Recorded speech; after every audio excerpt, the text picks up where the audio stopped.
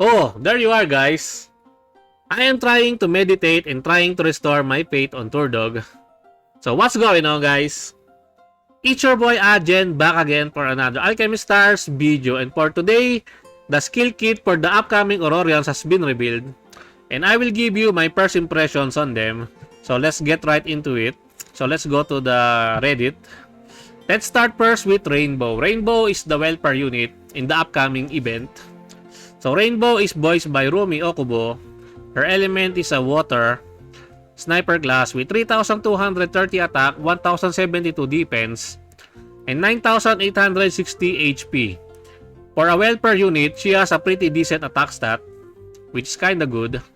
So her active skill, Exploding Geyser, with 3 rounds cooldown and preemptive strike.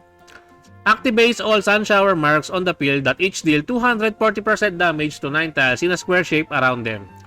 If a target sustains damage more than once, the damage for every hit after the first one is reduced, down to 10% of the original damage. If any tile on the field is covered by 3 activated marks but no sun shower mark, 1 new sun shower mark will generate on that tile. So sun shower mark disappear after 3 rounds. Her chain combo Pressure Blast at 4 chains deals 150% damage to the 2 nearest enemies. Then generates a Sun Shower mark on 1 random tile occupied by an enemy. 8 chain deals 150% damage to the 3 nearest enemies, then generates a Sun Shower mark on 1 random tile occupied by an enemy, and then at 12 chains deals 150% damage to the 4 nearest enemies, then generates a Sun Shower mark on 1 random tile occupied by an enemy. So her equipment skill, Protection Bubble, grants a shield that is 120% of Rainbow's defense and lasts for 1 round when passing through a Sun Shower mark. Generates a Sun Shower mark on 1 random blue tile at the beginning of each round.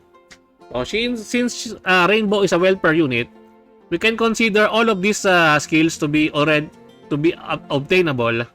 There's no need to worry about breakthroughs because this one is considered max breakthroughs, and since she is a welfare unit, she is free, we can already get up max BT Rainbow. So what I am getting from her kit is something like mini Reinhardt because of the sun shower mark, but the difference between that one is that you can activate the damage from the sun shower mark through her active skill, not through her chain combo. Unlike Reinhardt, Reinhardt's damaging burst from her mark will activate from Reinhardt's chain combo activation. And I believe that I think Rainbow is a pretty good welfare unit. She is pretty decent, but you cannot use her on a Betel team because she has a long active skill cooldown at 3 rounds, and Betel usually only need units that has a very low cooldown. But she is somewhat like a sniper detonator, same like a Reinhardt, but a budget version of that. She may be fun to play with, especially if you are fighting a multi-tile boss. You can generate a lot of sun shower mark on the tiles occupied by the boss, right? As you can see here, when you activate her chain combo, you can generate a sun shower mark on a random tile occupied by an enemy. I'd like to see this damage on a 3x3 boss like Schumer, because this might be very fun to use, very fun trying to nuke Schumer with this type of kit. Rainbow is pretty decent, pretty good for a welfare unit. I am loving her kit. And she also has some form of mitigation because she can grant your team a shield based on her defense, which is not that high, but it is pretty good to have nonetheless. So Rainbow's kit is pretty decent in my honest opinion. I'm glad that she is free. Moving on, let's move on to the future 6-star, which is Fia, which is voiced by Rina Hidaka. I don't know who this one is. Maybe if I saw her other projects, I might recognize her voice. Her element is water, maybe water. And the class supporter with 3,228 attack, pretty nice, pretty decent. 1,179 defense, and 9,673 HP. So her active skill, the Kylo strategy. Cooldown not applicable to Pia as her active skill depends on the number of bait value. This one already is pretty damn good.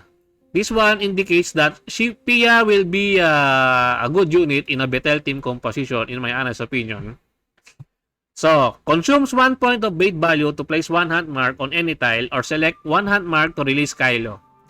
While the hunt mark is active for 0, 1, 2, 3 rounds, Kylo attacks the hunt mark tile or up to 5 tiles in a cross shape, or 13 tiles in a diamond shape, or 25 tiles in a square shape, dealing 150%, 200%, 350%, 500% damage. Reduces target's basic defense by 5% per the round. Effect can be stacked. Man, this one is pretty damn good. The reduced target's basic defense, something like defense breaker from Sinsa. But the good thing is that this one stacks. Meaning, she is pretty good in boss fights, in longer fights. Especially, you can stack this one, the reduced target's basic defense. That is what I am getting from this one. This is just my first impressions, guys. Take it with a grain of salt. This is nothing final. This is just my first impressions on the upcoming units. So I just want to be clear about that one.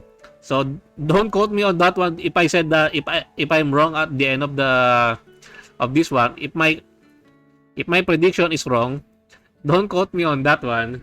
But I believe that, judging from her kit, this is something like an upgraded Sinsa, in my honest opinion. Damn, water now is being pretty stacked. If they have some defense breaker like this one.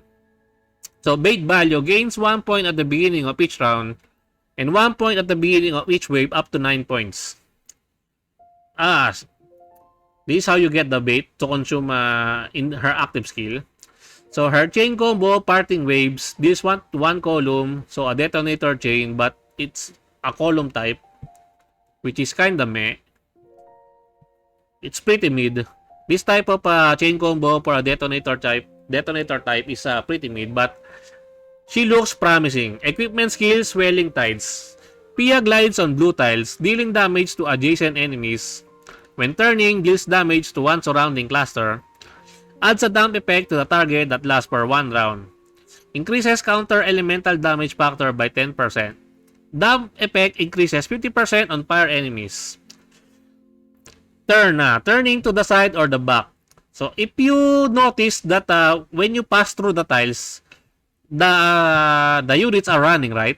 So when for example, if you're seeing my arrow here like this, like that, if you turn like this, Pia is turning then she will deal one surrounding cluster damage when she turns. That is what I am getting from this one.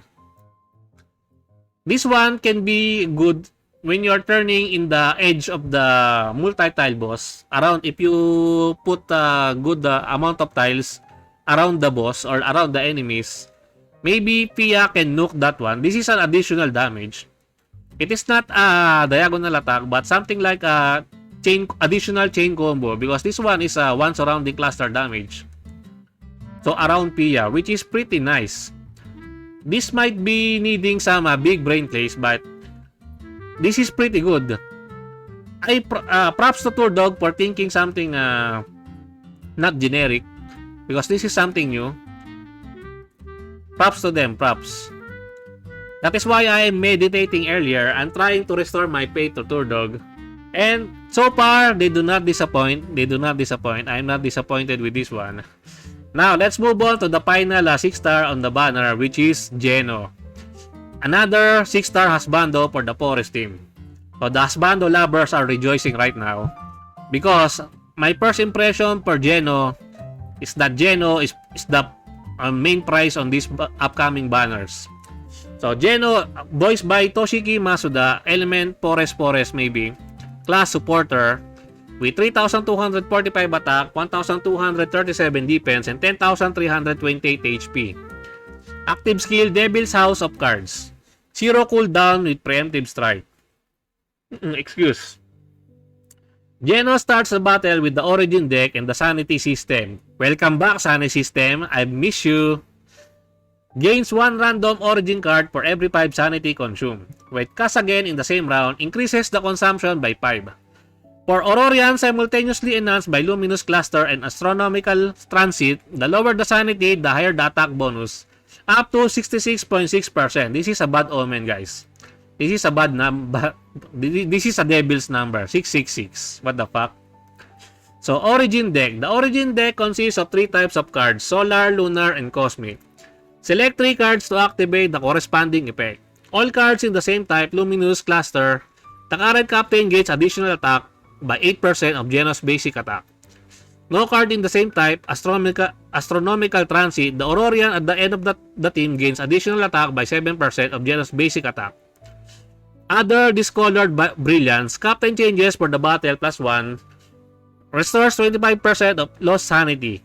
The attack increase lasts for the whole battle, not stackable with other effects of the same type. Man, the amount of text on these new units are pretty damn long. And it's very complicated, but I like it. Because the Sunny system is back. And also, Jeno is something like a jack of all trades, but a master of all. Not a master of none. Because I believe this one is pretty good. He is a something like a support type for both the Captain Swap mechanics and the Sanity system mechanics. Before I explain that one, let's move on. Chain combo, okay. 150, 155, 160 to all enemies within 3 surrounding clusters. Nice. Equipment skill, change of part. When casting Origin deck, restores the team's HP by 120% of Geno's basic attack. This effect is not affected by the Sanity system. The lower the team's HP, the higher the recovery effect, up to 100% bonus. Gains 2 random cards at the beginning of the battle and gains 1 random card when entering Aurora time. So you can activate 1 random Origin card for every 5 sanity consumed. So if my understanding is correct, you can activate 3 times per round. So 5 plus 10 plus 15. So for a total of 30 sanity consumed if you activate 3 times the active skill. And this one has no cooldown, so you can activate it anytime you want. So if you get 3 types of cards, all cards of the same type, for example, they are all the same, you will get this effect, the Luminous Cluster. So the current captain gains additional attack by 8% of Geno's basic attack. So an attack boost. So no card in the same type. So you have 3 different cards in your hand when you activate the skill 3 times. The Aurorian at the end of the team gains additional attack by 7% of Geno's basic attack. Meaning, the last slot in your, the 5th slot in your team composition will get the bonus effect. And then, Discolored Brilliance. I think this one is the, maybe 2 of the same card. Two cards of the same card. Or something like that. Captain changes for the battle +1. Restores 25% of lost sanity. Imagine guys, Lenoa plus Jeno plus Yao on a team. And with Jeno supporting those 2 mechanics, I can imagine a pretty good combination for those 3. Because Jeno can boost the Lenoa and can also boost the Yao. And Yao can further boost her attack by switching to Captain, something like that. Activating her Captain Swap mechanic, which is pretty insane. That is what I'm getting. And Jeno also can heal your team's HP, and the healing ability of Jeno is not affected by the sanity system because during the sanity system, the amount of healing that you can get are reduced to around 20% or 25% if I remember correctly. But with Jeno on the team, his healing is not affected by the sanity system. So you can always have some HP sustain even though you are getting some HP reduction because of the sanity system. Jeno is pretty good, pretty damn strong. I'm kinda thinking if I should pull for him or if I should swipe, because I really don't want to spend anymore in the game, especially Grown Ruskin is coming. As you can see, I only have 4.7k and how many La members? How many staplers? 2 only. Maybe I can do 1 or 2 multi on Geno's banner. Or maybe 1 multis on Jeno and Pia's banner. Maybe, we will see. I really want to save money. I really don't want to spend, but it is what it is. We will see when the update comes. But Turdog is doing a pretty good job for this upcoming update. So as I've said earlier, I'm trying to restore my faith on Turdog. And I'm glad that the upcoming new units are not just your typical DPS like the Detonator or something like that. I'm glad that they are still trying to come up with good ideas and also bringing back the sanity and the captain swap mechanics. Those are not forgotten. It is pretty good, not gonna lie, I am hyped for this update. But sadly, my wallet is crying. Yes, because this upcoming update is very expensive. Anyway guys, what do you guys think about this upcoming Aurorians? Are they good? Are they bad? Do they fit your taste or they're just pretty mid? And that's it for me for today guys. I hope you enjoyed this video. Please leave a like and subscribe. I would really appreciate it if you could help me grow my channel more. And thank you to everyone who are supporting my channel. I appreciate every one of you. Until next time, peace!